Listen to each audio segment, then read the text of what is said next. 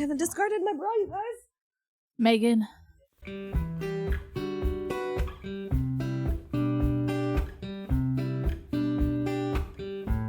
Hello, bookworms, bibliophiles, and lovers of all things literature. Welcome to the next chapter of the Braless Book Club podcast, where we discard our bras and call on the spirits to talk about books both published and unpublished. We are your hosts, Jenna. Hi, guys. Marissa. Hello. And I'm Megan. I looked at you and I was like, wait, who goes first? You could have messed it all up. I could have messed it all up. That's fine. We I've do it all messed the it up time. before. What? Yeah, we keep each other on our toes. You go, We do. Megan? And then just wait for someone to say hello. Wait, that's me. That's me.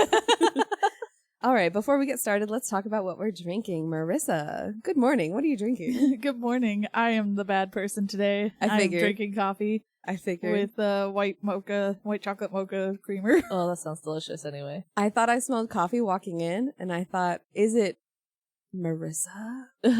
Could be Jenna.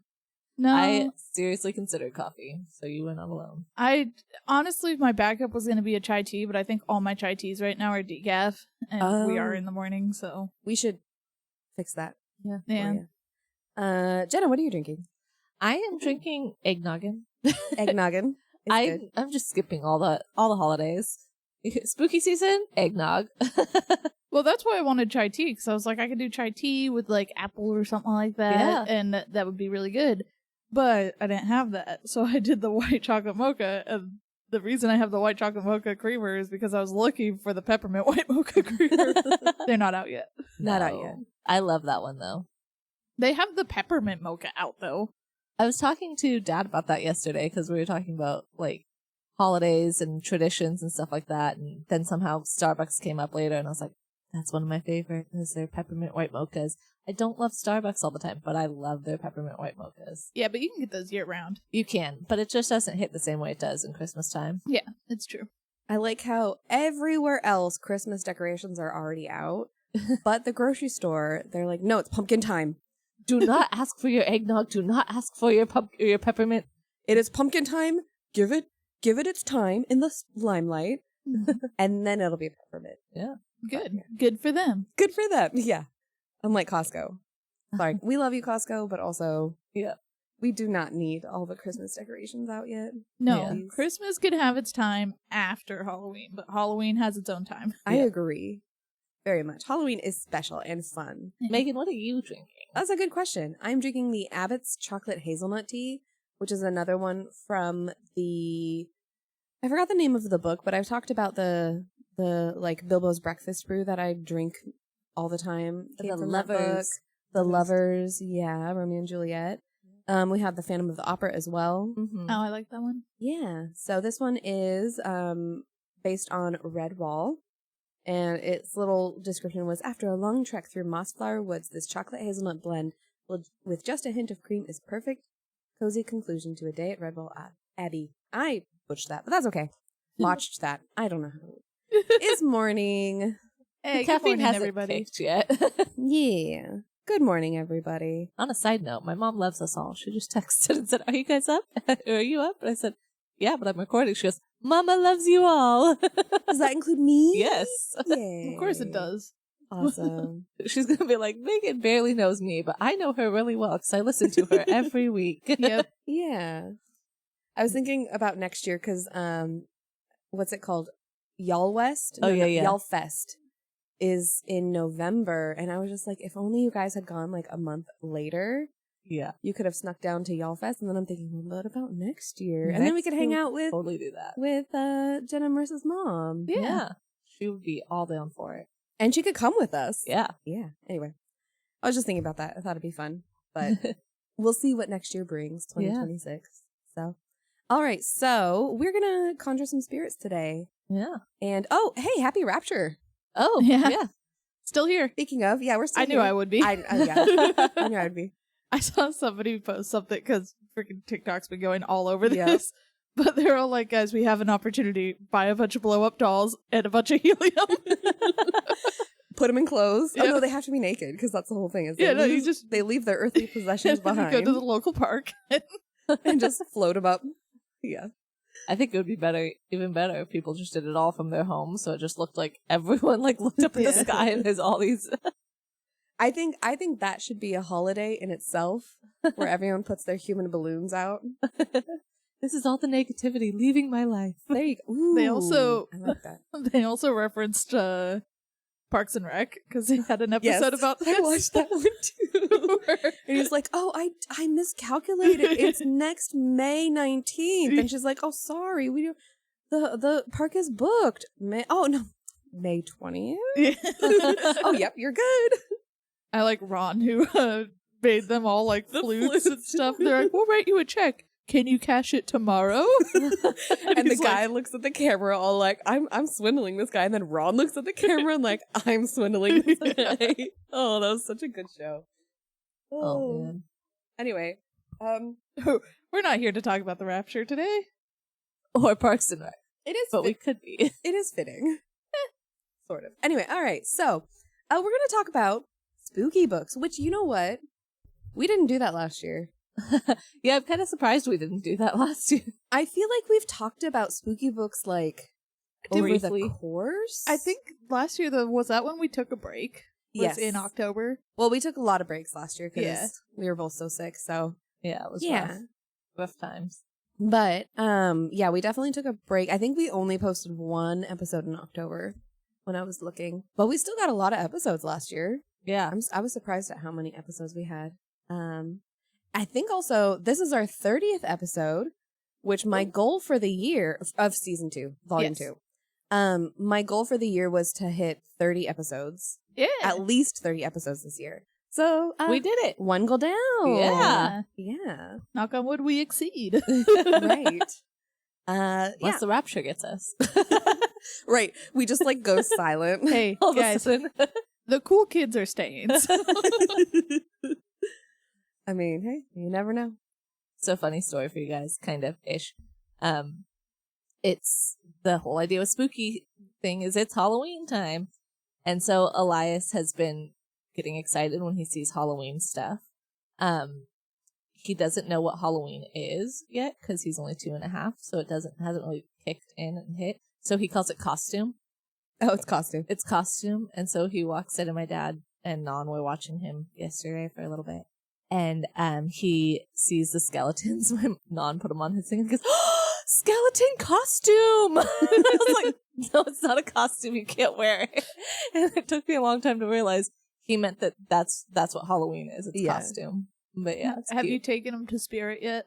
No, that was another funny story. I want to take him to Spirit. We went to Target, and there's a Spirit store right next to Target. And he's like, "Mama, that looks like a cool store. Maybe we can go sometime." Yeah. And I was like, "Maybe we can." I want to take him to Spirit. Can I go with you guys to Spirit? Sure. Please? Sure, we got to do it like the next couple days. Yeah. Speaking of Target, Yeah, we ran into each other at Target. I went to Trader Joe's to get more kimbap for Hunsap, and then I was like, "Oh, I'll go to Target," because I looked online and they had the tea shop, or the tea group that I'm in was just like, "Ooh, Bigelow has a new tea called Sweet Cinnamon Dolce," and I was like, "Okay, Safeway doesn't have it, Target has it, so I'll run to Target after, right next to Trader Joe's." So then I go over there, and as I get out of my car, I'm like, "Okay, I'll get a box," because sometimes cinnamon teas are like just so overpowering. Right. And I said, "I'll get a box, but maybe I'll get like a box for Jenna. And then if she likes it and I don't like it, I could just give mine to her because she'll drink it." Yeah. She's a lot more palatable, can handle a lot more flavors than I can. So then I walk in, and you know how in Target they wear the red shirts? Mm-hmm. And, you know, I saw this guy standing next to the thing in red shirt, and I just like walk by and I hear him go, "Hey." And I was just like, why is the Target guy yelling at me? What did I do? And I turned around, it was Jelani. And then I was just like, I like stared at him for a couple seconds, and I was just like, oh. Brain processing. Because when you're not expecting it. Yes. And then I turn around, and then there's Jenna with Elias, and I was just like, oh, speaking of, I manifested you. Yes, You you did. did. You And knew. so we ended up grabbing our teas, and it was so cute because Elias was like, "Meme, look!" And he's pointing to like a random cereal box, and I'm just like, "Yeah, it's cereal." And he's like, "Meme, look!" And I'm like, "Oh!" And then we ran to the toy section. Yeah.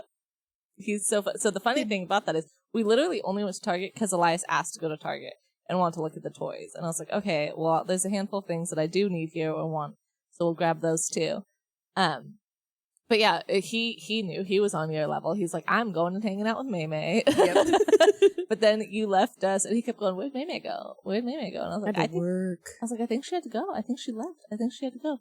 And he's like, oh. And then we like just happened to cut through the cereal aisle one last time because I wanted to look at something. And he goes, like we looked at with Maymay. Where'd she go? And I'm like, I told you she left. Yeah. Did Jelani tell you about how I asked him to play Apex? No. I texted him and said, imagine this next text in Elias's voice. I'm like, I have an idea. We playing Apex tonight, maybe? That's exactly Elias's voice. And then he texted back, he's like, that's a good idea, TT.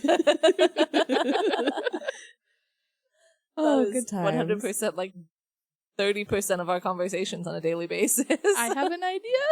We maybe do this. So you talked to my husband on video games more, but did he tell you that we hacked into your PlayStation and we play Miles Morales and Spider-Man? Oh, you guys were playing by Miles Morales?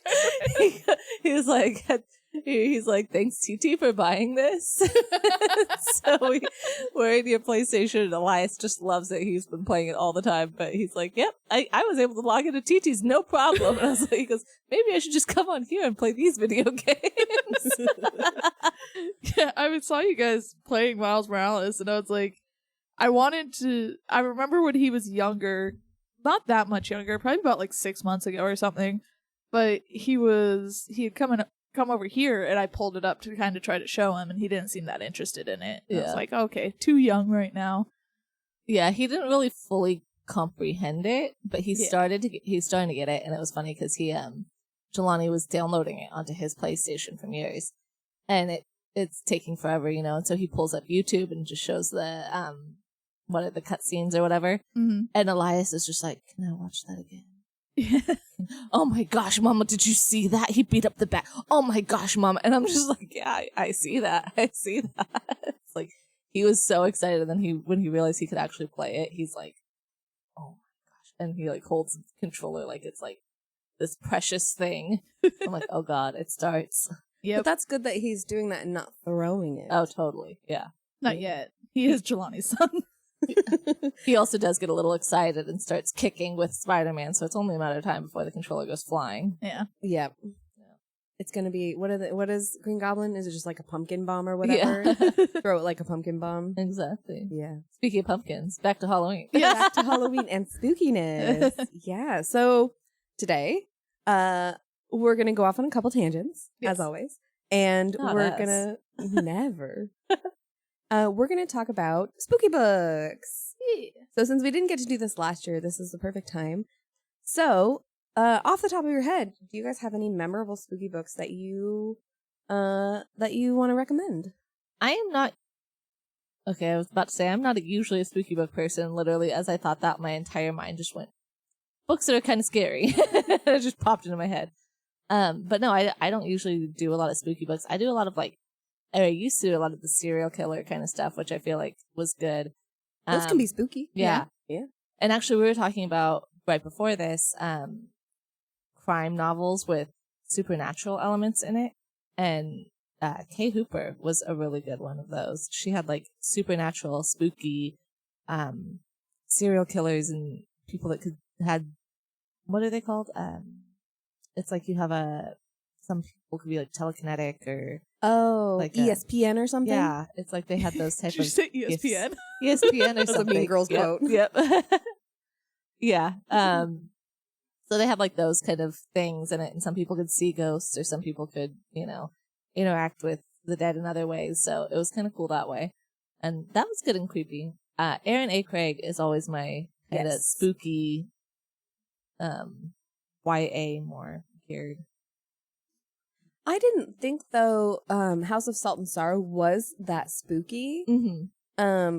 I could see how it could be kind of spooky for other people because there is a mystery of what is happening to the daughters or what is happening to because it's based off of the 12 Dancing Princesses. Yeah. I think. But her second one to that, The House of Roots and Ruin, and then yours is, what was the other ones that you did? I wanted to say Honey Witch, and it wasn't Honey Witch. Small Favors. Small Favors, but it has bees and honey. Bees and honey and stuff. Yeah. Marissa looks at Honey Witch I on did. her shelf. I was like, did you read Honey Witch? No, I imagine it has like a similar cover Yeah. to it. It's that same like kind of like a beige peachy kind of look with the honey dripping and stuff like that. So Yeah. it has bees, Megan. You'd enjoy it. You should read it. It's all about bees. It is really actually. There's like the bees play a big part in the book. Okay. So yeah, I'm glad that they're on the cover then. yeah. Front and center. They're beekeepers. They're apiaries. Okay, yeah. And so their family is like takes care of the bees and stuff like that. And it's a big thing of like, oh my god, the bees are like dying, and like what's gonna happen if we don't have money to harvest the honey and get money from it and stuff. That doesn't sound spooky though. It doesn't, but it is spooky. It's Very cool. It's kind of a spooky, almost Rumpelstiltskin kind of vibe. Oh, okay. Because Cool. she always does have something that's like very loosely based on a fairy Okay. tale. So Trying to figure out what House of Roots and Ruin would be. yeah. But maybe it's one of those, because I feel like she does obscure ones. Yeah, it's very obscure. It's Yeah. not straight up Rumpelstiltskin. It's almost like just very, very, very obscure. It's more like a group of people rather than a Rumpelstiltskin. Yeah. How about you, Marissa? First one I thought of was The Graveyard Book by Neil Gaiman. Oh, okay, yeah. I think that's a big recommendation for me. It's great because if you haven't read it, it's about this little boy whose home got broken into and he ran away, and I'm pretty sure his parents die when he runs away, and he runs away into a graveyard and gets raised by the ghosts and spirits of the graveyard, Oh, that's cool. who are hiding him from the people that broke into his house because they're after him for some reason, and that's part of the mystery of the book. That feels Home Alone-ish. Very similar. Except for he's not like setting up traps or anything like that. Right. He's like, he makes friends with all these ghosts, and there's a bunch of cool characters in there because they're ghosts from different time periods Yeah. and stuff. So it's spooky, but it's like thriller-esque because somebody's after him. But I don't know. I think it's a very good like just spooky read for Halloween. So. What about you, Megan? Yeah, I have a lot. So I'll start off with Extasia by Claire Legrand. And I really liked this one because it felt very M. Night Shyamalan's The Village before the big twist. like they're in this village. It feels very like, I don't know, Quaker Puritan vibes where like, you know, you want to be careful of witchcraft and don't be a witch. Yeah. But there's like something happening, and the main character starts seeing like these really creepy ghosts. And are the ghosts real, or are they in her head? Are they leading her to something? Is there like there's like a mystery involved? And then my favorite part is she goes into the forest and she sees a bunch of women dancing naked, and she's like, "Yep, I'm a lesbian. Yep, I'm a lesbian. And I want to be magical too." And it also you know, The Vitch. Yes. The movie with it's VVITCH. I don't know. Do you call it The Witch? The movie The Witch, or is it The Vitch? Anyway, it also has that vibes in it where I also remember that quote because it's supposed to be about Satan, and Satan's the goat and is like, "Do you want to live deliciously?" And I just think of that all the time when I think of Extasia. But I will say Extasia does have a very intriguing plot twist. And I want this plot twist. I want her to write another book, but from like the other side of the plot twist, like where two things come together. Yeah. And I want the other side of the plot twist now.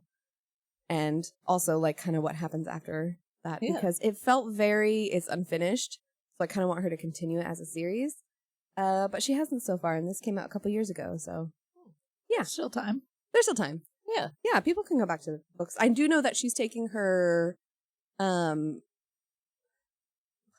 I know. Every time It's we such have an issue with this Furyborn. Yeah. She's taking her Furyborn. I always series want to and- say one of the other books. Yeah, in Kingsbane. this- Kingsbane is Yeah. every time. I'm like, Every Kingsbane. time. And I'm like, no. Furyborn. She's taking that and making that adult. So she's like rewriting it like kind of Samantha Shannon did with the Bone season.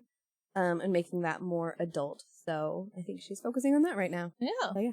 That's my first one off the top of my head that I want to recommend. Yeah, it's funny because like I don't know that I have like specific books that I'm like, oh, this is a really good spooky book. But I definitely, when I thought like, oh, I didn't have anything to talk about, I was just like, you do read some spooky books, just not the way people think of horror books. Yeah. Yeah. It'll probably be more you guys. Actually, look, if you're not here for the horror, but you still kind of want Halloween vibes, I'm here for you. If you want horror, they're here for you. Yeah. I mean, not even horror. Like, at least the Intercepts, I would say, is more of a horror book. Yeah. I think it literally says a horror novel on it. Oh, right. I know Ryan specifically chose it because it was kind of horror, but to me, I don't know if I just have like this different, like, to me, Carrie is not horror because it's told, well, not really told from the point of view of her, but it like makes her out to be this like sympathetic character. So to me, Intercepts didn't read horror, but I could see why it would be horror if it was like a movie. Yeah, I think that's why I think it was horror, is because I pictured it a lot like a movie when I was reading it, and I was like, this seems like a horror movie. Yeah. So I would say that's horror, and I do recommend that book. I know Jenna hasn't read it yet, so can't talk too much about it, but I do recommend that book if you're into horror novels. I think that was a really good one. I agree. We'll talk about it more in depth at a later date. Stay tuned. Look, it'll be perfect for me because I can actually start it when we go on vacation, which will be October. It is a very light book, like weight wise. Yeah. Because I remember decently quick read. Yeah, I remember just picking it up and being like, "Wow, this feels really, really light." But anyway, I think also like the spacing and printing and like the way he writes is very like quick rather than like long detailed paragraphs of going in depth into like metaphors and stuff like that.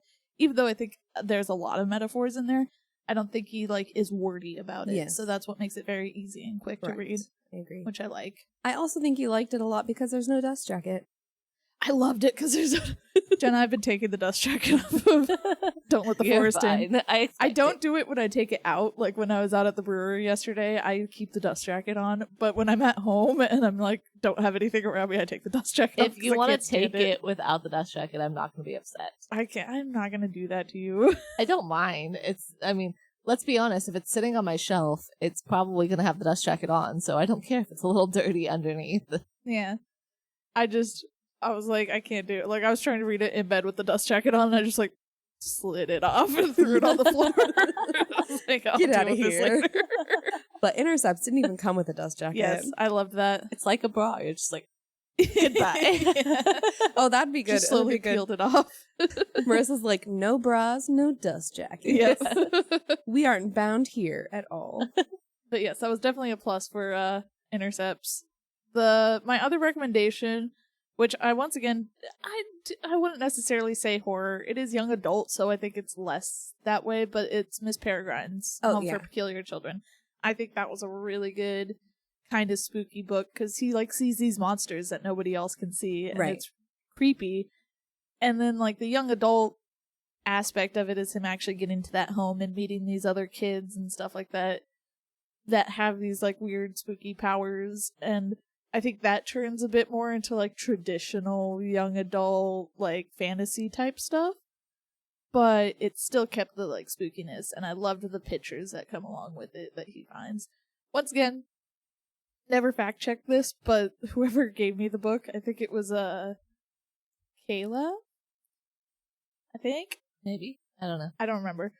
One of Jake's friends, I think. They gave me the book and they said that he went around to like old thrift stores and stuff like that to find these pictures, these weird pictures, and then took them and made characters out of them. And I don't know if that's true, but I hope it is. Yeah. I think that's pretty cool. Yeah. But I highly recommend that if you like young adult and you like spooky. I think that's a really good one. It's a good one that like if you want to read or you want your kids to have something to read for the season, it's a good one for that too. Yeah. Because it doesn't feel too adult in the fact that, like, I think that even Guinevere's age could read it and nothing would be too. Yeah, I'd say like preteen, young teenager. Yeah, is the age range for that. Yeah. I don't think the movie does it justice. I was gonna say, I remember don't watch the movie, and I thought the movie had its like creepy moments, especially with like the way that the monsters were designed, very Slender Man-y. Yeah. I don't know, but I haven't read the book, so I don't think the movie does it justice. I love the actors in the movie. It's a fun movie. It's just if you don't know anything about the book, the movie's fine. But if Okay, you yeah. know the book, I don't think it did it justice. yeah. yeah. My next one. Hang on, pull up my picture. Yeah. Ooh, let's go sci-fi now. Contagion by, I think it's Erin Bowman or Erica Bowman. Erin Bowman, I think.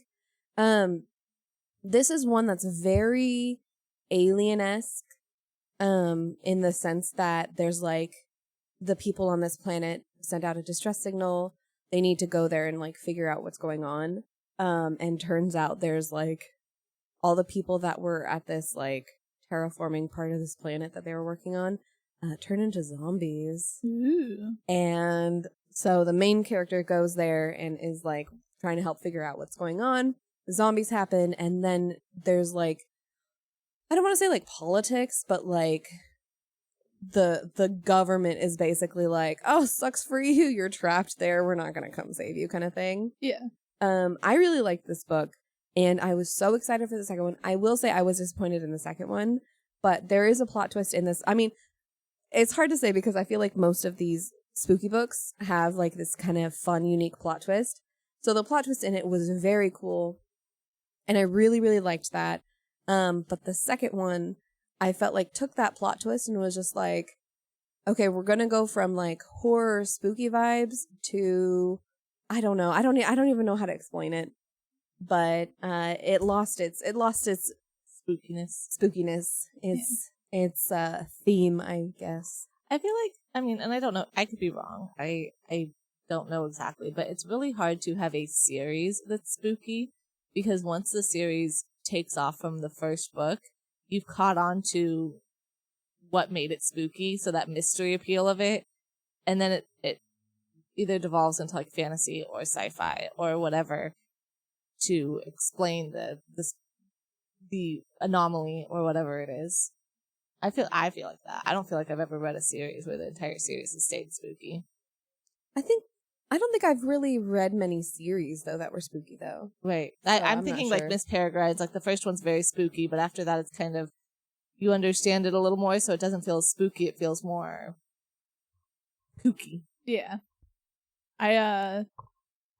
You brought up the sci-fi, and I have a different one for this, but also you could argue that the Illuminate Files, at the very least the first one that I read, Oh yeah.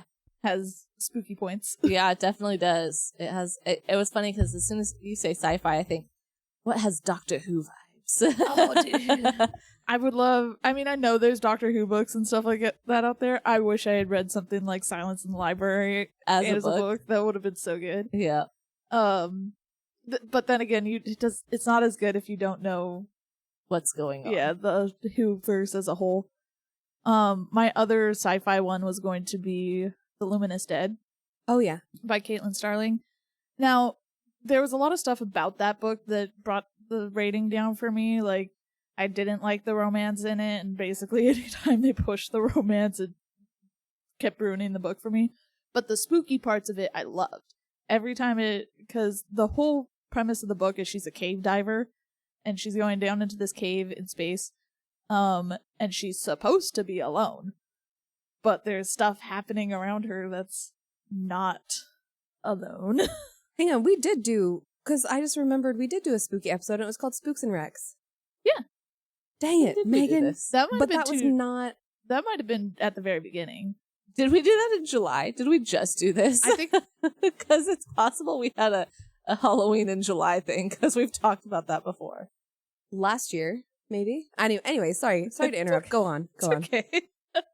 but yeah, she's a cave diver. And she's supposed to be alone down in that cave, but like things are happening that's like stuff is going missing in the cave that's supposed to be there. Just like, am I not alone? And then she starts like seeing things, and the other thing is like, if you're claustrophobic, that is a terrible book. Yeah. Like, it is a scary book, because it's all about her getting into these like tight spaces and stuff, and like being isolated down there and not having a quick way out. Guys, One of my biggest fears. I did my research really quick. It's okay. We did Spooks and Rec, and it was in February, and it wasn't spooky books. It was Marissa just happened to choose The Very Secret Society of Irregular Witches. You did Book of Night, and I did Girl Who Drank the Moon.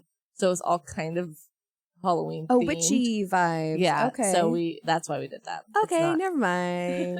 We're good. We're good. I was curious now. Yeah.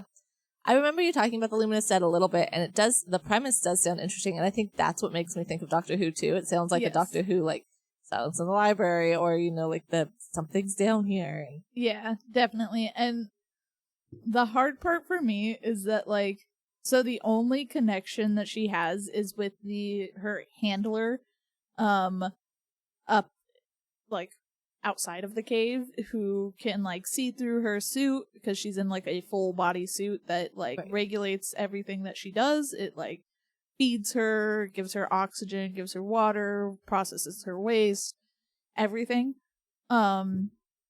But her handler has full control over her. Oh, that's creepy. So it's like, yes, there's times she's independent and everything like that, but at any point her handler can be like, I'm taking control now. Oh, Yeah. gosh. And I don't like that. That in itself is very spooky. Yes. Yeah.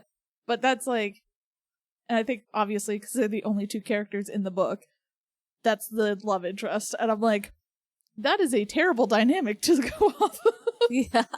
You want to do a trustful? Why not trust life? Right? Yeah. And they do, like, they have those arguments of, like, you can't take control, but, like, ultimately she can. Like, Yeah. I did have, like, a kind of Doctor Who vibe, but kind of, I don't know, it was kind of dystopian, kind of end of the world type book that I thought was really, it wasn't an amazing book, but it does sit with me. I think about it every once in a while, and it was like,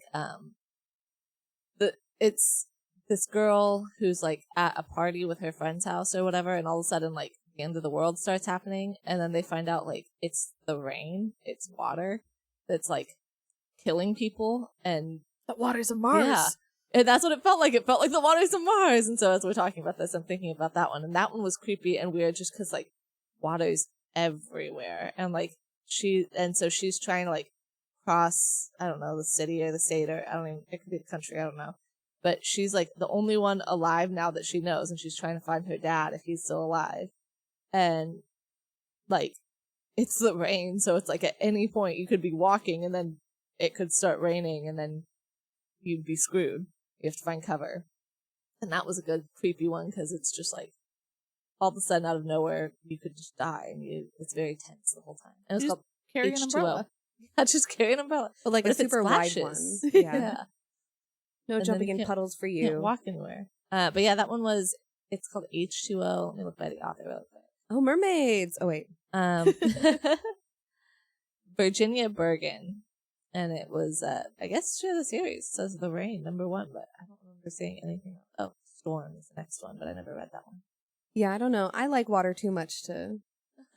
I'd probably just let it kill me. It's fine. I don't care. I want to be in the rain. That's why anytime there's like those apocalyptic or post-apocalyptic worlds, especially like zombies, I'd be like, I'd probably be a zombie. Yeah. I don't know if I could survive. I'm out with the first wave. Yeah. The only thing that's really going to kill me in a zombie apocalypse is my glasses. Yeah.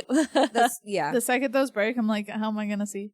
I'm Right. gonna, like, What's your prescription? Do you know?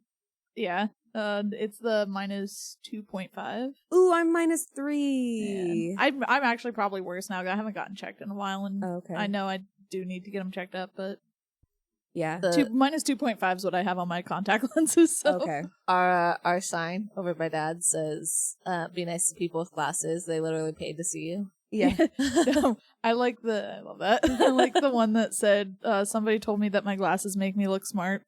I had to say thanks. I failed a test to get them. I love that. I remember like talking to my mom being like in sophomore year, because I was up late reading freaking Naruto on my computer so much it destroyed my eyeballs. I was saying to my mom, I was like, I can't really see like the board at school. Like I can't really see, like it's really blurry. My mom's just like, okay, Megan. And I was just like, okay. And then we were at Costco. And you know how at Costco they have like the eye chart thing sometimes? Well, I don't know if they do it anymore. And I was sitting at the line and I'm like, I can't read anything. I can read the E at the top. And my mom was like, okay, Megan. And then finally when I went for my driver's test, so it was like a year, so now junior year, I went for the driver's test and I was like, I can't see it. My mom was like, stop it, Megan.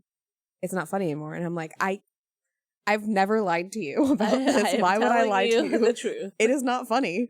And then she was just like, oh, shoot. So then they were like, well, we could fail you. But then they have this thing where you can like look into the thing and read it. And I was like, oh, I can kind of read those. And she's like, okay, well, we'll let you pass, but you should probably get glasses. And my mom was like, oh my gosh. Okay. I think mine was junior year too, because I remember Naruto. Naruto. That's what it was. Dang it. No, I remember being in physiology actually, and I think it was right before we had the like section on like eyes and stuff like that. But I remember same thing of like I loved sitting at the back of the class because I didn't like to be up front and center. Introvert. Yeah. I'm introverted. I would do that in classes that I liked because I wanted to like show off that I was good at the class. But I was also very introverted, so if it was a class I didn't necessarily like, I liked to sit in the back of it. And then in physiology, I had to go move up because I couldn't read the board. And then I was like, well, maybe I should get that checked out. And so my mom and I went, and I think this was after I actually got my license. Because at that time, it wasn't too bad. I was able to pass the test. And then afterwards, I went and got glasses and got it checked. And then we did the section on eyes and physiology, and I very clearly remember I'm like, that's what's happening to me right now. Right. They always say it's like the 20/20, where if you spend 20 minutes looking at your computer screen, you should spend 20 seconds looking at something in the distance. Yeah. And that can help save your eyesight. So, hey, PSA. Yeah, mine was probably all my video games and stuff. Yeah, mine was definitely Naruto. I don't know. I have perfect eyesight, and I read fan fiction like it was going out of style. Maybe you're just lucky. You got the good genes. That was the one good gene. The one thing you got. The one Thanks, thing. I'll take that one.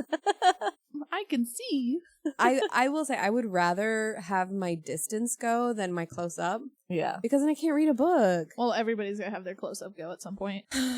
Yeah. Probably. I remember then you we'll telling be me that bifocals. when you were in physiology. Yeah, no, I learned about it in physiology. You have to I want to say it's like 38 or something like that. Everybody's eyes muscles deteriorate and they can't contract for close up, so everybody eventually has to get readers.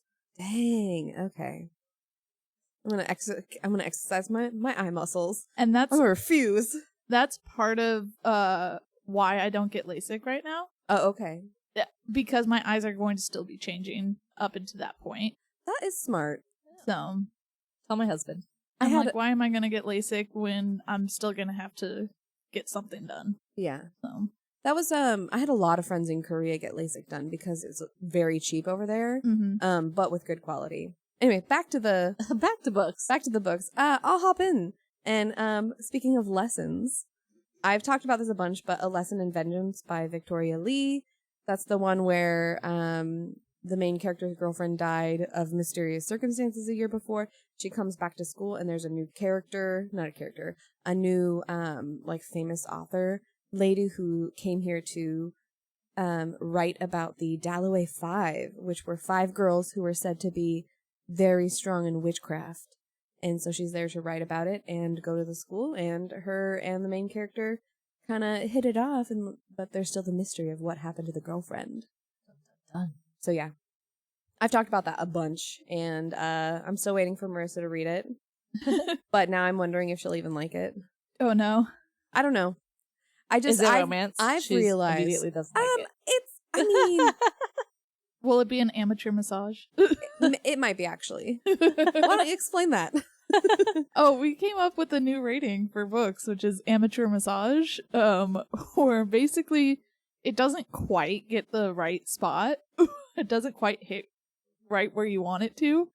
So, what did I say? I said, like, I'm not upset that I went, but I probably won't go back. Yeah. Like, that's how I feel about, like, 3-star books, like you said, where it's like, I enjoyed it for the most part, but it wasn't quite what I wanted. It's still a massage. Yeah. But it's just not the massage that you wanted. Yeah. I've had 2 really bad massages. One was deep tissue, and that was like my second massage ever. And I am a sensitive bean. I am like just the other day at D&D when Pepe was sniffing my leg, I was like going crazy because it was so ticklish. And I can't handle any pain whatsoever. And I like yelped 3 times during that massage. And I probably should have just said to him, maybe this isn't for me. Can you just like lighten up a bit? Yeah. And then the other one was just real bad. But I've had some pretty good massages. So yeah, amateur massage I think is a good description for a book. Yeah. That's kind of how I felt, how I've been describing Caitlin Starling's books for me, where it's like there's something good about them that Haley, I do cover like. your ears. It's okay. Yeah. She knows that it's not for everybody. I already told her my feelings on Luminous Dead, and she was understanding. She was sad, but she was understanding. Yeah. But where it's like, there's something about it that I really like, but it's definitely not quite hitting the mark for being a book that I really love. Right. So yeah. Yeah. Lesson in Vengeance might be that kind of book for you. I really enjoyed it. I also did the audiobook, and I thought the audiobook was great. But yeah, that's one that I really, really like. And I will keep recommending it until someone out there reads it with me, please. I was just like, I'm going to pull up my Goodreads to like look back. And I pulled up my want to read and I'm going, I don't remember reading any of these books. I was like, oh, Jenna, this is why we don't record early. Yeah. Do you have more? I mean, I will always recommend like classics, like Edgar Allan Poe's stuff. Telltale Heart is a good one. Very creepy and very ominous. I hate the name of this one because I never say it right, but The Cask of Amontillado or something like that. I think that's right, yeah. Yeah. That was one of the first like short stories of his that I read that I loved, and it was like creepy but also just like really fun. I think. I almost said, what's the one where the thing's swinging back and forth like a pendulum? The pendulum. The pendulum. The Pit and the Pendulum. The Pit and the Pendulum. Yeah, I read that one. That one was good too. Yeah, he's got really good like spooky stuff.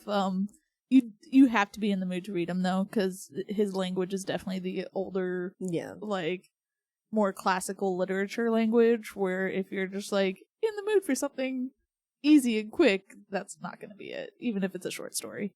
I mean, even The Raven, all of like the descriptors and everything in The Raven is very flowery and very like he's literally just talking about a crow that like comes, like his wife or girlfriend or someone died, and a raven comes and is just like, oh my gosh, like that's it, that's all it is. But the way it goes on and on and on, and you're just like, wow. He builds tension very well. Yes. I listened to on not Goodreads, Libby, our library had like a collection of it, and the book itself was only like 5 hours, but I listened to the collection of short stories plus The Raven. And before the Fall of the House of Usher, the show came out by, what's his name? We love him. Mike Flanagan came out. So it was really good. And I mean, we had read those in school, and I had read those actually in school, because they're short. Yeah. And easy, and I think we probably read them in class. But it was really nice reading those or listening to the audiobook of it, and then going into the show and being like, yeah, there's a connection. That's a good thing to do beforehand. So there's some that I hadn't read of his before I watched Fall of the House of Usher, such as the Fall of the House of Usher. I knew like the story vaguely, but I didn't read it or anything. So going into it was like I'd picked up little things, but I didn't actually appreciate all of the stories until after I was like, okay, well now I need to know the stories of these. Yeah. So yeah, I do want to do a rewatch of that, the show, because I really liked that. Oh, I rewatch this all the time. Yes, I do rewatch. I did rewatch The Haunting of Hill House pretty recently, and then Midnight Mass. I can rewatch Midnight Mass. I've probably watched Bly Manor like 8 times. Okay, you and Haley were talking about that. Yeah, Haley was talking about that the other day. One. It is the lesbian one, which is also. I only watched it once, and I was just kind of like, "Oh, that's it." Like at the end. But I should probably rewatch that one and look for the lesbians, because I genuinely do not remember. How do you not remember the lesbians? Because I was just so unimpressed with the spookiness of it. It that wasn't. I was just kind of checked It out. wasn't I think. It jump wasn't scary. like Hill House, Which is what where- I was expecting. Yeah, Yeah. it was definitely different. And I made a Tumblr post, and it was one of the Tumblr posts that actually was slightly popular that I've done. But it was like, who else went into Bly Manor expecting like a nice spooky story, and then ended up getting the best lesbian love story of 2020 or whatever? And they were just like, yeah, that's kind of what it was. And they even talk about it in the what's it called, the outside story, where she says like, you set it up all wrong. You said it was a ghost story, but it's not. It's a love story. Yeah. So that's kind of what it was. Is they set it up as a ghost story, but it wasn't a ghost story. It was a love story. Okay, well, now we're into October. I'll watch that. Yeah. And I'll probably rewatch Midnight Mass because that's my favorite. Yeah, And Follow House Usher. I don't think Bly Manor was spooky. I think Hill House was the better one in the like spookiness and the like story wise. There, I think Bly Manor was just a really good story. Here's what's gonna have to happen. I need someone to take my kid for a weekend so that I can watch House of Usher because I have not watched it yet. Oh yeah, well you need to come over and watch Arcane stuff. I know. I was gonna say, but Arcane at least I can like walk away from. I am not the type of person who can stop partway through a scary show. Oh. I need to finish it so that all my emotions can go all the way it needs to. I can't sit there in suspense and worry about it and think about it. When I watched Haunting of Hill House, I watched it in a single night. Yeah. Because I was like, oh, it's fine, I'll fall asleep here. And I was like, no, not sleeping until I know what happens. Not sleeping, the bent neck lady's gonna get me. Like, Hill House was so intellectual that I loved it because Yeah, I loved so good. analyzing it. Yeah. I think the cool thing is like Hill House was spooky and like scary. Bly Manor was the like love story, better like written just story in general for what it was. Fall of the House of Usher I think is more like Saw, where it's Yeah. just like, yes, there's like spooky stuff that happens, and yes, there's a like deeper meaning to the story, but also it's just like, how many ways can we kill off these people? oh god. And connected to Edgar Allan Poe Yeah, stories. Yeah. exactly. That's exactly it. I will say in Follow the House Usher, I think there's only like 1 or 2 jump scares, Yeah. but if you know they're coming, it's fine. I don't even mind the jump scares. It's not the jump scares, it's that I have to have a resolution Okay. or else it sits with me and I think about things for too long. It used to be the same way. That's when I'd read like serial killer books. It's like Oh, you I have would to binge binge read them yeah. because I'd have like nightmares about it and not understand, like, because my brain's trying to figure out the solution. So it's like my brain will spin on the issue until I have a solution. Yeah. I will say, I do remember the beginning of Bly Manor was spooky because there was like this ghost walking around the house and leaving like wet footprints. So Yeah. to me, I was just like, oh, here we go. Here we go. It's spooky. And then I was just like, okay, never mind. But I think the spooky part of Bly Manor was her own ghost that kept popping up. I don't remember. Yeah. Oh. I think he was the spooky part, and then they get to the resolution of that about midway through, and then it turns over to the ghost walking through the house. Oh, okay. I'll have to rewatch it and report back. Yeah. Bly Manor sticks with me all from that one like quote in the very beginning before Yes. into it, when they talk about like marriage and they're like, you are literally signing up to watch someone die. Yep. Like that's winning. Winning at marriage is watching the person you love die, and I think about that all the time. Yeah, Like, because he starts off and he says, here's the sad statistic, is that 50% of marriages do not end in divorce, which means you are going to be there when that person dies. I told him that I have to die before him because I'm not going to watch him die. I'm not going to Mhm. deal with that. yeah, So he gets to suffer. yeah. You love can him. suffer first. So speaking of like spooky houses, that I feel like the Haunting of Hill House, in the book even and the show, the house itself is almost like a character. Like it has its like wants and needs. So Starling House by Alex E. Harrow also has that where the house itself is its own character, and there's moments where like the main character who goes there to like work, it's just like, I'm gonna be a maid here, and the guy's like, oh, you can't be here. You can't be here. And she's like, no, I'm gonna be a maid. And like the gates open for her, and the guy's like, stop it. She can't be here. And the house is just like, welcome. Come clean me. That one was a very cute one. But I will say, warning for all of you folks who don't like the romance is also a pretty big part of it. But one thing I liked about that book is both the main character and the love interest, they're not attractive people. like they're both very stubborn, like personality wise, but also she talks about like how ugly his face is. But then over the course of the book, and I think this happens in real life as well, he grows more and more attractive to her. So yeah, I thought that was pretty cool how, not everyone has to be your Feyres and your Rysans and all of that. They can be ugly too. They can grow on you. Yeah. And then I have one more, unless you want to go for it. hop into it. Yeah. All right. I think I've also talked about this one, and this was an Owl Crate book, Winterwood by Shay Earnshaw. Did you guys ever read that? You've told us to read it, but we never did. Oh, that one was so good. This one gives vibes of what's that one show? The Stephen King show where all of his stories come together. I don't know. Oh, Castle Rock.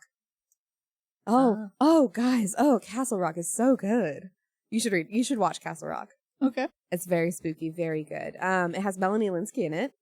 Okay. And the premise of the show, and I'll kind of hop into that because it's also kind of the premise of Winterwood, is Henry Deaver was missing for 11 days, and then suddenly he like shows up in the middle of winter in like this frozen lake where there's no way for him to just appear because one guy is like hunting or something.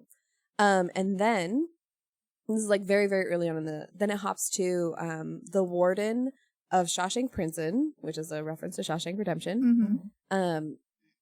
The warden like writes this long letter about how the devil is in Castle Rock and how he has been set to like stop the world from ending, basically. And then it shows him tying a rope around his neck, hopping in his car, and throwing his car off a cliff where Henry Deaver was discovered. Like, I think it was like 20 years ago now. And then they're just like, wow, why is he doing this? So then they're like cleaning out the basement of Shawshank Prison, and they find the actor who plays it is trapped in this cage in the bottom, and they're just like, what? And then the end of the letter that the warden says is, if you find him, don't let him go. And I'm just like, well, duh. But he's just like he's just a guy. Just a guy. He's just a guy. No. So yeah, there's also references to like Cujo and I think even what's the one with the vampire? Salem's Lot. Like there's mentions of Salem's Lot. And then season 2 is all about Annie Wilkes from Misery. Okay. And like the connections of that. So you should watch it. It's really good. Okay. It's really good because it's all the question of, is this guy really evil or is he not? I don't know. I definitely keep thinking I need to read Stephen King stuff, but I never do pick it up and read it. Yeah, I never have either. You've never read any Stephen King? I think I read what was it? I read part of the one at the cabin, the hotel in the The Shining? Yes, The Shining, thank you. Yeah. I read part of that and I don't think I ever finished it. Yeah. And then I want to read Pet Sematary. Yeah. Because I know the story of it, but also because one of my favorite Ice Nine Kills songs is based off of that. So I'm like, well, now I want to read the book. Yeah. So my favorite is my favorite movie is Misery. And that's like a movie that my family and I quote all the time. Well, my favorite movie is Dr. Sleep. Dr. Sleep is so good. Yeah. I like so that's also Mike Flanagan. One thing, and I think we've talked about this before, but obviously we know that The Shining, the movie, is like so drastically different from the book.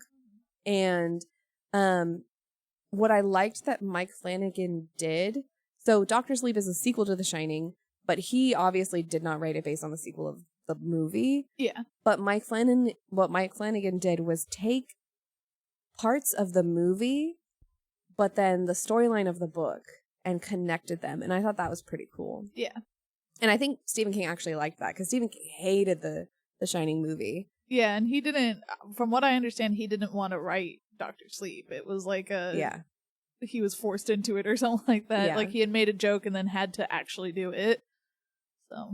Oh, yes. I think I remember hearing about that in the like foreword of the book or something. Yeah.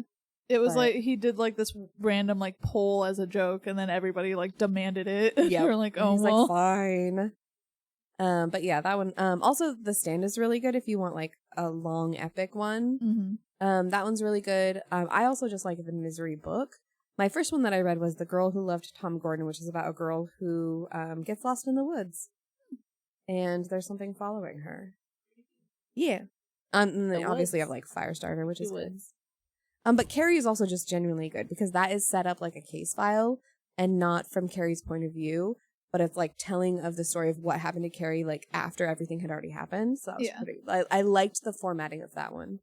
So yeah. Hey, fans out there, Stephen King. He is a good spooky read. I think the hard part was that I don't think I expected his writing style when I was reading it, and that was where I was like, I'm not gonna keep reading this because I don't like the writing style. Especially for some books. I think I'm trying to remember, there was one book that I read that just did not have chapters. Yeah. It just kept going. It didn't have chapters, and I remember being like, okay, I'm gonna read to the next chapter, and it just never happened. He had one, hold on, I gotta look it up because it's one of the newer ones. But I was listening to the audiobook of it thinking like maybe I'll like the audiobook, and I did for like the first 3 chapters, and then it got into like something about one of the main characters, and I was like, I don't really care about your guys' life. So I just ignored it. Yeah. Let me look it up. Stephen King. I don't really know any of the newer stuff, because I just know what my mom gave me. So it was always what she had on her shelf. I also want to, or I'm going to go see today, actually, The Long Walk. Are you gonna walk while you watch it? No. Oh. No, I do that at, the gym enough. I don't need to. Yeah. Give me a second. Keep talking about something else and I'll come back to it. We will never. I'm trying to think a good book for Jenna to read if she wanted to get into Stephen King. Like a thriller one? I don't know. Yeah, it's been a long time since I've like really gotten into thrillers, but usually thrillers are, I think that, so when a lot of people I knew were reading Stephen King, I was into thrillers. And so the idea of just like a scary book wasn't like appealing, and the movies were kind of like a big thing. It was like, oh, we're gonna watch a Stephen King movie. And I was just like, like, I'm not really into scary movies. So I just didn't really care about them as much. Yeah, that's understandable. Found it. Oh, what is it? Never Flinch. Oh, I don't know that one. Yeah, it's a new one. It just came out like this year. Oh, okay. May 27th. So it says, when the Buckeye City Police Department receives a disturbing letter from a person threatening to kill 13 innocent and 1 guilty. And that was what really intrigued me, was like the psychology behind it all and everything like that. Because the whole thing was like, it's okay to kill 13 innocent people if you get the 1 guilty one or something like that. In an act of atonement for the needless deaths of an innocent man. Detective Izzy Janes has no idea what to do or what to think. Are 14 citizens about to be slaughtered in an unhinged act of retribution? As the investigation unfolds, Izzy realizes that the letter writer is deadly serious, and she turns to her friend Holly Gibney for help. Oh, okay. So it's a Holly Gibney story. So Holly Gibney is like a recurring character. I was just going to talk about that. Mr. Mercedes is one of his stories, and she was like a side character on that. And I think he just liked her so much that he started writing others. So one I read was called The Outsider. I read it, or I did the audiobook for it, and then the show came out. And that one is like, it always starts off as like a crime. Mm-hmm. And then it's like, oh, nope, something supernatural is going on. I was very intrigued by it because it sets up the really good, like, you know, an innocent person dies, so I'm going to kill a bunch of innocent people, and it's that threat. And I'm like, yes, very intriguing. And then it starts getting into like, the characters and their relationships. And I'm like, I don't care about this. So I stopped reading it. I wonder, I think that the exact same thing happened in The Outsider. Yeah. So I was going to be like, I wonder if you'd like that one. I wonder if you'd prefer the show first. Mm-hmm. I will say that the problem with Stephen King is he just doesn't know how to write endings. Yeah. Like, even for me, I remember the ending of The Outsider and being like, oh, that's it? Or like the ending of a lot of his books are just like he knows where he's going, and then he's just like, okay, I'm just done with this. Yeah. And I do remember someone in my Me creative writing books. I'm gonna get your books whether you want to or not. Marissa, you gotta work. I need it. Actually, Jenna knows I know the ending of my spooky story. I just can't write the entire story. It's so difficult. It's true. Oh, I need to know. Anyway, I was where was I going with that? Sorry. Oh, no, you're fine. I remember in one of my creative writing classes, one of my TAs had said that he worked part-time at an editing company that worked with Stephen King. And I do not know if this is true. This is just what he told us. And he said basically how Stephen King writes is he will send you whatever he's written then, and he is not a linear writer. Mm-hmm. And the editors are the one who have to like piece it together to make an actual story. And I remember thinking that going, dang, imagine you just like had so much influence over the industry that you could literally just be like, okay, here's like, I think it's like chapter 23. I don't know. Here you go. Yeah. And we're like, sir, we need a chapter 2. Yeah. And he's like, go get it. Yeah, eventually. We'll figure it out. But yeah, that'd be interesting to, so. You get the entire book, you're like, I still don't have chapter 2. And he's like, oh, right. Okay. But some of his chapters could be like 3 words long. Yeah. He does that a lot. So he's just like, here you go, it's chapter 2. And it's like, I'm done. Yeah. But anyway. All right. Yeah. We are at an hour now, so. Good job. Yeah. Spooky, spooky. Spooks. I hope everyone. Sorry, Jenna, that was so cool. Spooky, spooky. I just heard skirt, skirt, but spook, spook. That's exactly what I was thinking too. I was like, Anyway, sorry. late 2010 memes. Yes. But bring it back for spooky season. Oh my gosh. Sorry, Yeah. guys, we're old. Yeah. All right. Oh, I'm hosting. That's right. Yeah, currently Yeah. reading. Yeah. So, what are you guys currently reading? Let's go. We did you first for tea, or did we do you first for tea? You do, We I did don't know. Marissa first for her not tea. My not tea. All right, then. Naughty. Then Jenna, what are you reading? I'm going to jump into the Isle of the Silver Sea. Yay! I'm not quite done with Zodiac Academy, but it's kind of I have like 400 pages still, and I was like, look, I think I'm just going to jump into Isle of the Silver Sea and get through that, because if I wait till I'm done with Zodiac Academy, I might not ever finish it in time. Yeah. So yeah, that's what I'm doing. There you go. What Cool. about you, Marissa? I am listening to The Starving Saints by Caitlin Starling, whom I am saying the author herself is a amateur massage for me. Because there are a lot of very interesting things going on in it that I'm very intrigued by, but there are moments that kind of ruin the story for me. A lot of it is the romance stuff. Those lesbians. I know. Hit or But miss. speaking of bees, their religion is based off of like bees and honey and stuff. Oh, So cool. it's interesting there. I do like that it's like it is a very desperate time where they are literally starving. They're like basically in a castle that is being like under siege, but like it's not actively attacking. They're just being blocked off from everything. So they're running out of food and they're waiting for dang. like help to come and save them, but they haven't gotten it. Yeah. So that's kind of what the Small Favors felt like, where it's like just things are progressively getting worse, and they're like can't eat, and no one's and it's like they're kind of isolated, and it's like they can't figure out why. Yeah. So that's that. And there's creepy stuff going on. Like, there's one person that's like, well, first of all, one of the characters, it's like 3 main characters, 3 perspectives that it's talked about. One of them's a lady knight.